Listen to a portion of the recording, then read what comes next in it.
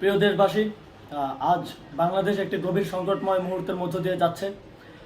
এখন পর্যন্ত আমাদের প্রাপ্ত খবর অনুযায়ী আওয়ামী লীগ, ছাত্রলীগ, যুবলীগের সন্ত্রাসীরা গুলি করে কুপিয়ে প্রায় 30-এর অধিক শিক্ষার ছাত্র জনতাকে হত্যা করেছে এবং দিন শেষ হতে হতে এই সংখ্যাটা কোথায় গিয়ে দাঁড়ায় আমরা জানি না। এরই প্রেক্ষিতে আমরা একটি সিদ্ধান্ত নিয়েছি। আমাদের একটি জরুরি সিদ্ধান্ত মোতাবেক আমাদের যে 6 তারিখের যেই লং মার্চ টু ঢাকা কর্মসূচি ছিল সেটিকে আমরা একদিন এগিয়ে নিয়ে এসেছি। অর্থাৎ আগামীকাল 5ই অগাস্ট সারা দেশের মুক্তিকামী জনতাকে ঢাকার উদ্দেশ্যে রওনা হওয়ার জন্য আমরা আহ্বান জানাচ্ছি।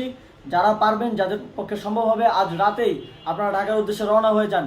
আমরা আগামীকাল সারা দেশের মুক্তিকামী জনতাকে ঢাকায় আসার আহ্বান জানাচ্ছি। বিশেষ করে ঢাকার আশেপাশে যে জেলাগুলো আছে, আপনারা দায়িত্ব নিয়ে মসজিদের মাইকে ঘোষণা দিয়ে যাদেরকে পাবেন সবাইকে নিয়ে ঢাকার উদ্দেশ্যে রওনা হন। এই লড়াই আমাদের জন্য একটি চূড়ান্ত লড়াই। আমরা চূড়ান্ত ঘোষণার জন্য প্রস্তুত। আমরা গণভবনের দিকে যাত্রার জন্য প্রস্তুত এবং সেই উদ্দেশ্যেই আপনারা সবাই ঢাকা আসুন। আমরা আপনাদের সবাইকে নিয়ে আমাদের চূড়ান্ত দাবি আদায়ে এগিয়ে যাব। আমি জানি না সমন্বয়করা আজকে রাতে বেঁচে থাকতে পারবে কিনা, কিন্তু আপনাদের উপর আমরা এই দায়িত্ব দিচ্ছি। আপনারা সবাই নিজ দায়িত্বে ঢাকায় আসবেন আগামীকাল এবং পরশু পরিস্থিতি বিবেচনা করে পরশু গণভবনের দিকে 4 দিক থেকে আমরা রওনা হব। আমরা খুব আতঙ্কের সাথে লক্ষ্য করছি যে ছাত্রলীগ, যুবলীগ এবং আওয়ামী লীগের গুন্ডারা পুলিশের অস্ত্র দিয়ে পর্যন্ত সাধারণ জনগণের উপর হামলা করছে।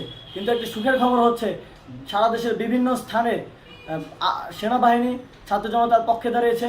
আবার কিছু কিছু জায়গায় যেমন মিরপুর ও মোহাম্মদপুরে সেনাবাহিনী ছাত্র জনতার বিপক্ষে দাঁড়িয়ে গুলি চালাচ্ছে। আমরা সেনাবাহিনীর প্রতি আহ্বান জানাতে চাই, আপনারা এদেশের নাগরিক এবং আপনারা এদেশের নিরাপত্তার দায়িত্বে আছেন, এদেশের জনগণের যানবাহনের নিরাপত্তার দায়িত্বে আছেন। আপনারা দেশের পক্ষে এবং দেশের জনগণের জন্য কাজ করবেন। কোনো খুনি সরকারের জন্য, কোনো খুনি রাজনৈতিক দলের জন্য কাজ করবেন না। এটি এদেশের জনগণ আপনাদের থেকে প্রত্যাশা করে।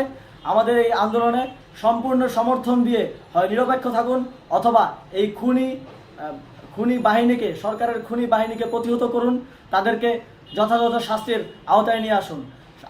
যেই কারফিউ সরকারের পক্ষ থেকে ঘোষণা করা হয়েছে, আমরা স্পষ্টভাবে বলতে চাই, সেনাবাহিনী এই ধরনের কোনো কারফিউ বাস্তবায়নের জন্য মাঠে না নামে।